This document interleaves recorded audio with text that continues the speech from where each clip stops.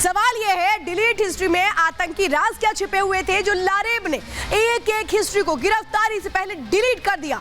कोई भी सबूत ना मिले इसके लिए उसने कैसे इस पूरी स्ट्रैटेजी को अंजाम दिया। लेकिन अब पूरी कोशिश एटीएस की ओर से है कि वो उन तमाम वीडियोस को रिट्रीव कर ले जिनको डिलीट करके छिपाने की कोशिश की गई थी लारेब की ओर से। शुरुआत इस रिपोर्ट के साथ।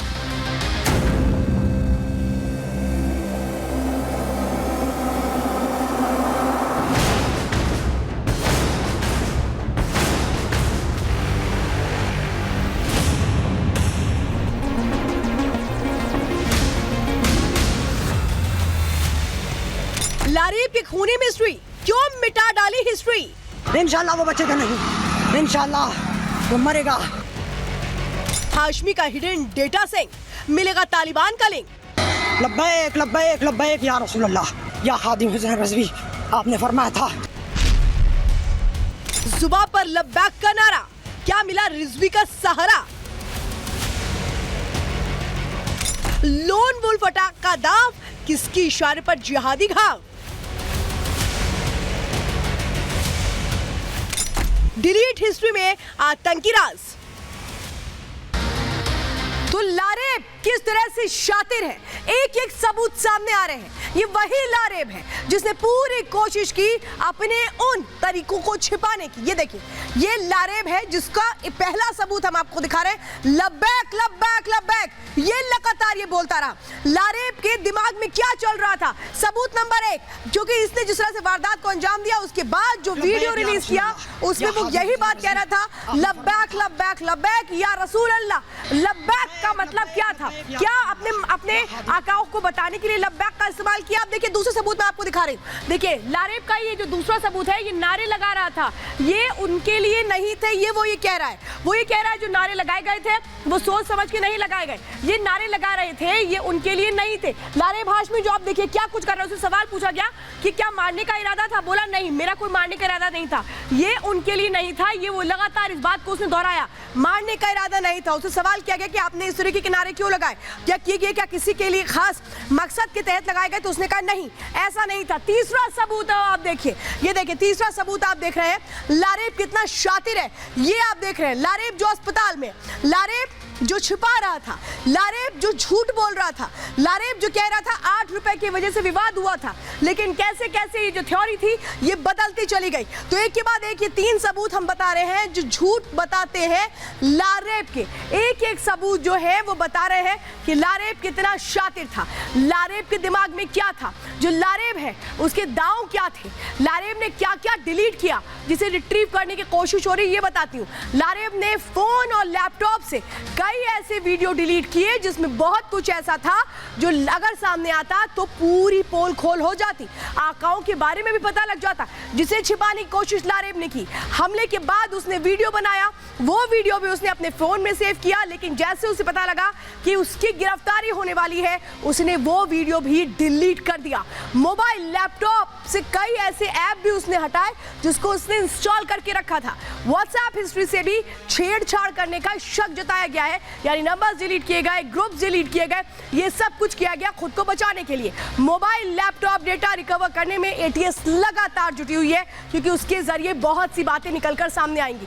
फोरेंसिक जांच के लिए जो मोबाइल है उसको भेजा गया है, जो पेन ड्राइव है उसको भेजा गया है, ताकि वो डाटा जो डिलीट किया जा चुका है उसको रिट्रीव करके उन लोगों तक पहुंचा जाए जो मास्टरमाइंड थे इस पूरे खेल के। लेकिन कई सवाल खड़े होते हैं, जिस तरह से वो वीडियो सामने आने वाले बाकी हैं जो डिलीट किए गए थे, उनके जरिए क्या कोशिशें थी, लारेब ने क्यों डिलीट किए ये वीडियोस, क्या ऐसे वीडियोस थे जिसमें उसके आकाओं ने उसको खास तौर पे कोई इंस्ट्रक्शन दिए थे, क्या राज छिपाना चाहता है लारेब जो ये सोच रहा था कि अगर सामने आ गया तो फिर उसके आकाओं का भी बच पाना मुश्किल होगा, क्या लारेब का कोई आतंकी कनेक्शन है जिसको उसने अपने फोन से डिलीट कर दिया, पेशेवर अपराधी की तरह बर्ताव करना कहां से सीखा लारेब ने, किसने सिखाया उसको? ये कई वो सवाल हैं जो आज उठ खड़े हुए हैं लारेब की गिरफ्तारी के बाद।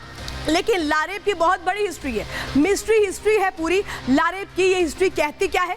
ये जो मिस्ट्री हिस्ट्री है इसके पर्दाफाश करने के लिए टीम्स लगातार कम रही है। डिकोड किए जा रहे एक एक अल्फाज जो इस्तेमाल किए गए थे लारेब की तरफ से।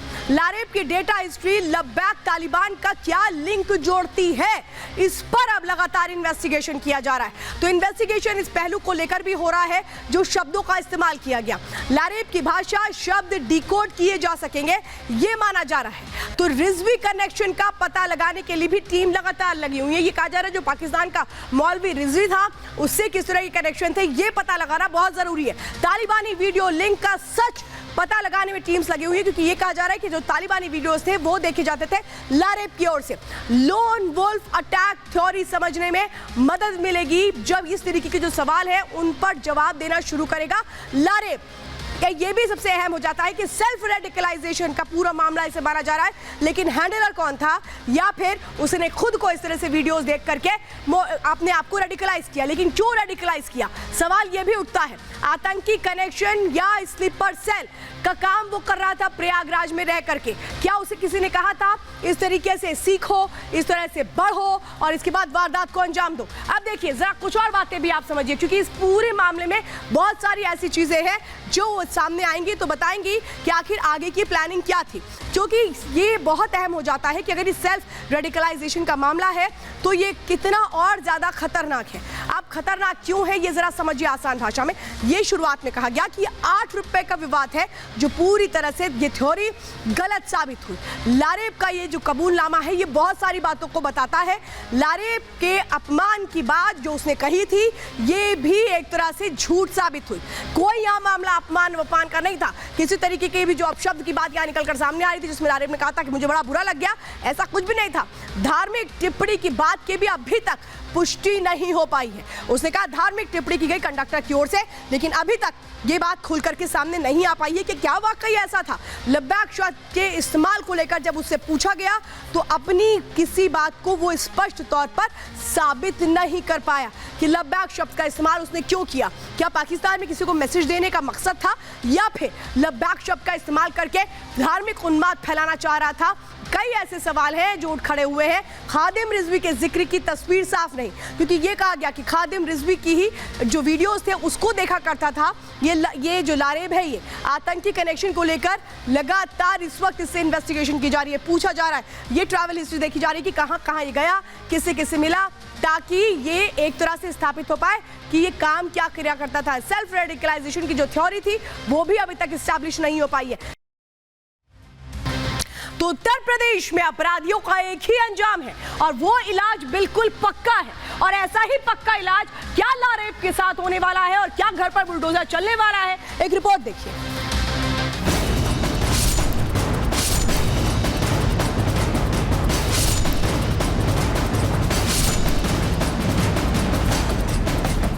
जिहादी मानसिकता से लबरेज लारेब हाशमी के जुर्म उसके घर वालों की परेशानी बढ़ाने वाले हैं। जहां लारेब सलाखों के पीछे पहुंच गया, वहीं उसका परिवार घर छोड़कर फरार है। उत्तर प्रदेश में अपराधी अपराध करने से पहले 10 बार सोचते हैं, क्योंकि उन्हें पता है कि जुर्म करने के बाद उनका बच पाना नामुमकिन है। सीएम योगी और उनकी पुलिस प्रदेश में जीरो टॉलरेंस की नीति पर काम करती है। प्रदेश के बड़े से बड़े डॉन की अवैध संपत्तियां या तो कुर्क कर दी गई या बुलडोजर से जमींदोज कर दी गई। ऐसे में माना जा रहा है कि किसी भी वक्त लारेब के इस मकान पर प्रशासन का पीला पंजा चल सकता है। कहा जा रहा है कि ये मकान सड़क पर अवैध कब्जा कर बनाया गया है।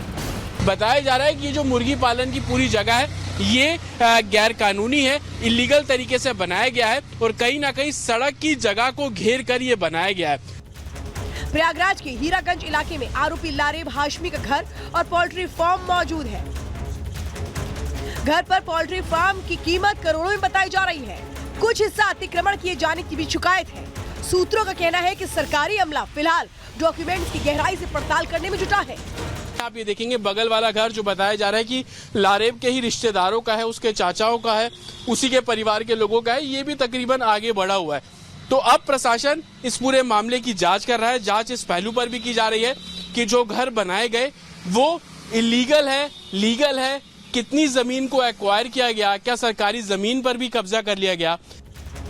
पड़ोसियों का कहना है कि लारेब के अगल बगल बने घर उसके ही चाचा और ताऊ के हैं। इनके घर भी लारेब की तरह ही आगे की ओर बढ़ाकर बनाए गए हैं, लेकिन लारेब के जुर्म के चलते अब ये लोग दलीलें देने के अलावा कुछ नहीं कर पा रहे। जब इस घटना के बारे में आपको पता लगा तो क्या लगा आपको कि वाकई ऐसा लारेब कर सकता है? उसने वीडियो बनाया, जिहादी मानसिकता इस तरीके से? नहीं, हमको विश्वास नहीं, लेकिन जब वो टेलीविज़न वगैरह में दिखाने लगे तब तो जब देखें तो पता चला है। उसके बाद पुलिस वगैरह भी आई थी, तब पता चला है, इंक्वायरी वगैरह चल रही थी। जानकारी के मुताबिक ये मकान और पोल्ट्री फार्म आरोपी छात्र लारेब हाशमी के पिता यूनुस हाशमी के नाम पर है। अगर सरकारी दस्तावेजों में मकान और दुकान गैर कानूनी पाए गए तो योगी सरकार का बुलडोजर चलना तय माना जा रहा है। आंकड़ों की माने तो योगी सरकार का बुलडोजर एक्शन सबसे ज्यादा माफियाओं और हार्डकोर क्रिमिनल के खिलाफ चला है। उमेश पाल और उसके 2 सरकारी गनर की हत्या के बाद भी कई जगहों पर बुलडोजर चला। माफिया डॉन अतीक अहमद की करीब 752 करोड़ की अवैध संपत्ति पर बुलडोजर चला। मुख्तार अंसारी की करीब 285 करोड़ की अवैध संपत्ति पर बुलडोजर चलाया गया। हिंसा के मास्टरमाइंड जावेद पम के घर बुलडोजर चला था। पुलिस की कंडक्टर पर हमला करने वाले लारेब हाशमी को वारदात के कुछ घंटे बाद ही गिरफ्तार कर लिया गया था। जहां एटीएस और पुलिस लारेब की जिहादी लिंक तलाश रही है, वहीं प्रशासन लारेब के परिवार के अवैध कब्जे को लेकर जांच कर रहा है। अगर दस्तावेज हाशमी परिवार के खिलाफ निकले तो इस घर और दुकान पर प्रशासनिक बुलडोजर गरजेगा। Bureau report, Republic Bharat.